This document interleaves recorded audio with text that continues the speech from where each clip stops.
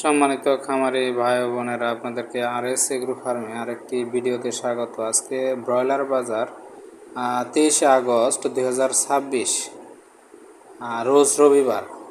আজকে প্রায় ম্যাক্সিমাম ঢাকা, বিশেষ করে ঢাকা ময়মনসিংহ জেলার বিভাগের ম্যাক্সিমাম জেলার আপনার রেটটা কিন্তু তুলনামূলকভাবে অনেক হারে কমে গেছে। তো যাই হোক, মুরগির বাজার যাই হোক, আপনারা বিশেষ করে এখন যে গরমের তাপ দেওয়া চলতেছে, আপনারা হিট স্ট্রোক থেকে রক্ষার জন্য যা যা করণীয় করেন, যাতে রেডি মুরগি নষ্ট না হয়। যাই হোক, আজকে জামালপুরের 19-20 সাইজের মালের রেট যাচ্ছে, পিক আপ রেট যাচ্ছে 148 টাকা। শেরপুরে আপনি ব্রয়লার মুরগির রেট যাচ্ছে 145 থেকে 146 টাকা। এদিকে ময়মনসিংহ আজকে ব্রয়লার মুরগির রেট 19-20 সাইজের পিক আপ রেট যাচ্ছে 145 থেকে 147 টাকা।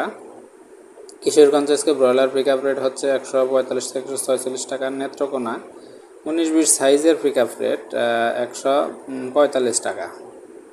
মোটামুটি রেট সব দিক দিয়েই কম। টাঙ্গাইল আজকে ব্রয়লার পিক আপ রেট হচ্ছে 146 টাকা। আপনার গাজীপুর 19-20 সাইজের ব্রয়লার পিক আপ রেট 146 টাকা। তো মোটামুটি মুরগির রেট কিন্তু একদম নিচের দিকে। তো আপনারা যারা মুরগি বিক্রি করবেন, একটু দেখে শুনে বিক্রি করেন।